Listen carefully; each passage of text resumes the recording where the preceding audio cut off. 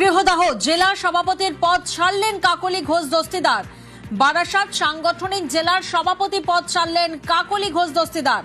সভাপতি পদ ছাড়তে চেয়ে সুব্রত বক্সিকে চিঠি দিয়েছেন কাকলি ঘোষ দস্তিদার। আরো একবার আপনাদেরকে জানাবো, এবার সাংসদ পদ থেকে কি ইস্তফা কাকলি ঘোষ দস্তিদারের? প্রশ্ন সামনে আসছে। তৃণমূলে তুঙ্গে গৃহদাহ, জেলা সভাপতির পদ ছাড়লেন কাকলি ঘোষ দস্তিদার। জিয়াউল প্রতিনিধি আমাদের সঙ্গে রয়েছেন। জিয়াউল, কাকলি ঘোষ দস্তিদার তিনি কি বলছেন, কি কারণে তিনি ছাড়ছেন জেলা সাংগঠনিক সভাপতির পদ?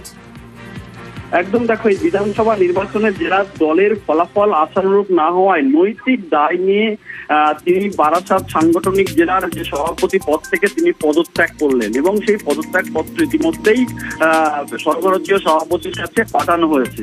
কিন্তু যেভাবে তার যেটা অভিযোগ যে এই যে বৈষম্য সংস্থা অর্থাৎ তাকে দিয়ে বিভিন্ন রকম ভাবে হুমকি দেওয়া হয়েছে, অর্থাৎ তিনি একেবারে সরাসরি আইপ্যাকের নাম করে তিনি বলছেন যে তাকে ভোটের আগে একাধিকবার হুমকি দিয়েছেন, ফলে তিনি আতঙ্কে ছিলেন, ফলে তিনি কাজ করতে পারেননি, ফলে বিভিন্ন সময় তার কণ্ঠরোধ করা হয়েছে এবং তারা ছোট ছোট বাচ্চা ছেলেরা যে আইপ্যাকে হয়ে কাজ করেছেন তারা তাকে এসে হুমকি দিচ্ছেন, ভয় দেখাচ্ছেন, এ কাজ করতে হবে ওই কাজ করতে হবে, ফলে তিনি কোনো কাজ করতে পারেননি। ফলে সমস্ত দায়, অর্থাৎ এই যে বারাসাত সাংগঠনিক জেলার যে একাধিক বিধানসভা রয়েছে সেই বিধানসভায় আশানুরূপ ফল না হওয়ায় তিনি সমস্ত দায় নিজের গায়ে কাঁধে নিয়ে তিনি কিন্তু একেবারে এই তৃণমূল কংগ্রেসের সভাপতি পদ থেকে অর্থাৎ বারাসাত সাংগঠনিক জেলার সভাপতির পদ থেকে তিনি পদত্যাগ করলেন, অর্থাৎ দল থেকে তিনি সরে গেলেন, এমনটা তিনি অভিযোগ। এবং তাকে একাধিকবার হুমকি দেওয়া হয়েছে, তার বাড়িতে গিয়ে হুমকি দেওয়া হয়েছে, তার বাড়ির সামনে গিয়ে হুমকি দেওয়া হয়েছে, ফলে তিনিও এখন আতঙ্কের মধ্যে রয়েছেন। কিন্তু যেভাবে দলের নাম ভাঙিয়ে বা এই আইপ্যাকের মতো একটি সংস্থা তাকে দিয়ে যেভাবে হুমকি দেওয়া হয়েছে, বারংবার হুমকি দেওয়া হয়েছে, সমস্ত অভিযোগ কিন্তু তাদের দিকেই তিনি করলেন এবং তাদের দ্বারাই তিনি দল পরিচালনা করতে পারেননি। ফলে তার জন্যই দলের কোনো কাজ তিনি না স্বাধীনভাবে করতে না পারায় এই দলের পদ থেকে তিনি অবসর অর্থাৎ তিনি সরে এলেন, অর্থাৎ তিনি জেলা রাজ্য সভাপতির কাছে তিনি চিঠি দিয়েছেন এই দল থেকে তিনি সরে যাবেন, ফলে এই দলের সভাপতি পদ থেকে তিনি পদত্যাগ করলেন এমনটাও কিন্তু জানালেন এই মুহূর্তে। ফলে তিনি আর কোনো দায়িত্ব থাকবেন না, কিন্তু যে সাংসদ অর্থাৎ বারাসাত লোকসভা যে সাংসদ তিনি কিন্তু সেই পদ যেমন রয়েছেন তেমনই থাকবেন, কিন্তু সাংগঠনিক জেলার দায়িত্ব থেকে তিনি অব্যাহতি নিলেন এমনটাও কিন্তু জানালেন। জেলা সভাপতির পদ ছাড়লেন কাকলি ঘোষ দস্তিদার। বারাসাত সাংগঠনিক জেলার সভাপতি পদ ছাড়লেন কাকলি ঘোষ দস্তিদার। সভাপতি পদ ছাড়তে চেয়ে সুব্রত বক্সিকে চিঠি দিয়েছেন কাকলি ঘোষ দস্তিদার। প্রশ্ন উঠছে, তাহলে কি এরপর মহিলা তৃণমূল সভাপতির পদ থেকে ইস্তফা দেবেন? এবার সাংসদ পদ থেকে কি ইস্তফা কাকলি ঘোষ দস্তিদারের? জিয়াউলের কাছে আরো একবার যাব। জিয়াউল, সুব্রত বক্সিকে যে চিঠি দিয়েছেন কাকলি ঘোষ দস্তিদার, সেই চিঠিতে মূলত কোন কোন পদের কথা তিনি উল্লেখ করেছেন? এখনো পর্যন্ত যে চিঠি দেওয়া হয়েছে শুধুমাত্র বারাসাত সংসদীয় সভাপতির দায়িত্ব থেকে তিনি অব্যাহতি চায়, অর্থাৎ পশ্চিমবঙ্গের সংস্কৃতি সমন্বয়ে অপরাধ দুর্নীতি কিছু উদ্বেগজনক ঘটনা সাধারণ মানুষের মধ্যে স্বাভাবিকভাবেই প্রশ্ন আশঙ্কা সৃষ্টি করেছে। গণতন্ত্রে আরো শক্তিশালী করতে হলে রাজনীতি স্বচ্ছতা, জবাবদিহি, দায়বদ্ধতা, শিষ্টাচার, মানুষের প্রতি দায়িত্ব, মূল্যবোধ আরো গুরুত্ব দেওয়া প্রয়োজন এবং আদর্শনিষ্ঠ মানবিক রাজনীতির মাধ্যমে সমাজ আস্থা এবং সুস্থ রাজনৈতিক সংস্কৃতি আরো সুদৃঢ় হতে পারে বলে মনে হয়। এই বিধানসভা নির্বাচনে জেলার ফলাফল আশানুরূপ না হয় নৈতিক দায় নিয়ে, অর্থাৎ শুধুমাত্র বারাসাত সংসদীয় সভাপতির দায়িত্ব পদ থেকেই তিনি অব্যাহতি চান, সেই ব্যাপারে তিনি রাজ্য সভাপতির কাছে কিন্তু সেই আবেদন তিনি করেছেন বা চিঠি দিয়েছেন। ফলে তার যেটা খবর তিনি সভাপতি পদ থেকে ইস্তফা দেবেন এমনটা কিন্তু জানাচ্ছেন। শুধুমাত্র কিন্তু সাংগঠনিক জেলার সভাপতির পদ থেকেই কিন্তু তিনি অব্যাহতি চেয়েছেন এমনটাই কিন্তু তিনি জানালেন। বেশ,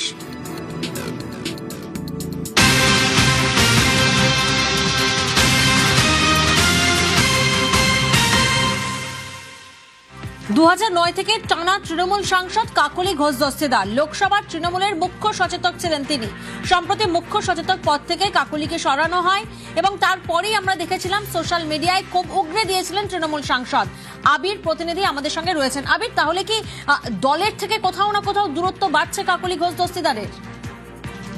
দলের সঙ্গে তো দূরত্ব একটা তৈরি হচ্ছিল, সেটা তাকে যখন লোকসভাতে তৃণমূল কংগ্রেসের মুখ্য সচেতকের পদ থেকে যখন সরানো হয় তখন তো কার্যত পরিষ্কার হচ্ছিল এবং তারপরে দেখতে পাওয়া যায় যে তার নিরাপত্তার জন্য কেন্দ্রীয় নিরাপত্তা বাহিনীকেও দেওয়া হয়।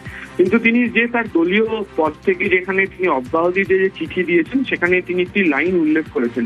সেখানে লিখেছেন যে ভুইফোর সংস্থা দিয়ে কঠিন কাজ হবে বলে মনে হয় না। আর নেত্রী মমতা বন্দ্যোপাধ্যায়ের কাছে আবেদন, আপনি বিগত দিনের মতো সৎ নিষ্ঠাবান পুরনো কর্মীদের নিয়ে কাজ করলে দলের ভাবমূর্তি উজ্জ্বল হবে বলে মনে হয়।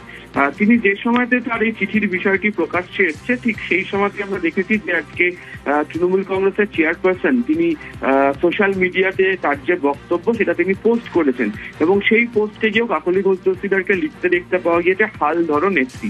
অর্থাৎ এক্ষেত্রে দাঁড়িয়ে তৃণমূল কংগ্রেসের বিভিন্ন সময় বিভিন্ন জিনিস পরিচালনা করার ক্ষেত্রে যে ধরনের দায়িত্বভার কার্যত আইপ্যাকের হাতে চলে গিয়েছিল, এবং অনেকেই বলেন যে এই দায়িত্বভারের অনেকটা অংশ তৃণমূল কংগ্রেসের একটি ভিন্ন শিবির থেকে পরিচালিত হতো, তা নিয়ে মূলত তাদের মধ্যে আপত্তি হয়েছিল। এবং কাকলি ঘোষ দস্তিদার হচ্ছে তৃণমূল কংগ্রেসের দীর্ঘদিনের পুরনো কর্মী, 2009 সাল থেকে সাংসদ, তারও অনেক আগে থেকে তিনি তৃণমূল কংগ্রেসের সঙ্গে সংযুক্ত রয়েছেন। এবং যারা তৃণমূল কংগ্রেসের হয়ে আন্দোলন করেছেন রাস্তাতে নেমে, যাদেরকে একটা সময় মমতা বন্দ্যোপাধ্যায়ের পাশে সর্বক্ষণ সর্বসময়ের সঙ্গে দেখা যেত, তার মধ্যেও কাকলি ঘোষ দস্তিদার তিনি ছিলেন। ফলে স্বাভাবিকভাবেই তিনিও এই দলের নতুন যারা নেতারা রয়েছেন, কর্মীরা রয়েছেন, আইপ্যাকের মধ্যে দিয়ে তারা যেটা চলছিলেন সেই বিষয় নিয়ে তাদের যে প্রধান আপত্তি, সেই বিষয়ের কথাটাও এদিনকে একই সঙ্গে তিনি উল্লেখ করে দিয়েছেন চিঠিতে। প্রসঙ্গত আমরা দেখেছিলাম এর আগে যখন লোকসভাতে তৃণমূল কংগ্রেসের সাংসদদের মধ্যে যখন সমস্যা তৈরি হয়েছিল, সেই সময় তাকে দায়িত্ব দেওয়া হয়। পরবর্তী সময় সেই দায়িত্ব থেকে তাকে সরিয়ে দেওয়া হয় কিছুদিন আগের বৈঠকে, এবং তারপরে তিনি তার ক্ষোভ প্রকাশ করে সোশ্যাল মিডিয়াতে পোস্ট করেছিলেন। কিন্তু কোথাও গিয়ে তার দলের বিরুদ্ধে ক্ষোভের কথা প্রকাশ্যে কোথাও তিনি উল্লেখ করেননি। তবে আজকেই প্রথম তার এই চিঠিতে, সেই চিঠিতে হচ্ছে দলের পুরনো কর্মীদেরকে গুরুত্ব দেওয়ার প্রসঙ্গ এবং এই ভুইফোর সংস্থা দিয়ে যে দল চলবে না সেই প্রসঙ্গের কথা তিনি এর মধ্যে দিয়ে উল্লেখ করে দিয়েছেন। অনেকেই আলোচনা করছেন তাহলে কি কাকলি ঘোষ দস্তিদার পরবর্তী সময় অন্য কোনো সিদ্ধান্ত নিতে চলেছেন। যদিও তার ঘনিষ্ঠ মহলের তরফ থেকে গত কয়েকদিন ধরে সোশ্যাল মিডিয়াতে যে ধরনের বক্তব্য লেখা হচ্ছে, সেখানে আগামী দিনে তিনি কোনো বড়সড় রাজনৈতিক সিদ্ধান্ত নিতে পারেন, তার পরিবারের যারা সদস্যরা রয়েছেন তারা সোশ্যাল মিডিয়া পোস্টের মধ্যে দিয়ে উল্লেখও করেছেন। তবে সেই সিদ্ধান্তটি সাংগঠনিক ক্ষেত্রে সীমাবদ্ধ থাকবে নাকি দলীয় স্তরে অপর কোনো বৃহত্তর সিদ্ধান্ত তিনি নিতে চলেছেন, সেই বিষয়ে এখনো পর্যন্ত তারা মুখে কুলু পেটে রয়েছেন। তবে নতুন কর্মীদেরকে গুরুত্ব দেওয়া, আইপ্যাকের মতো সংস্থাকে দিয়ে দল চালানো, জানিয়ে যে তারা ভীষণ রকম ভাবে সরব ছিলেন, সমস্যায় পড়েছিলেন, সেই প্রসঙ্গের কথা এদিনকে তার চিঠির মধ্যে দিয়ে উল্লেখিত হয়েছে।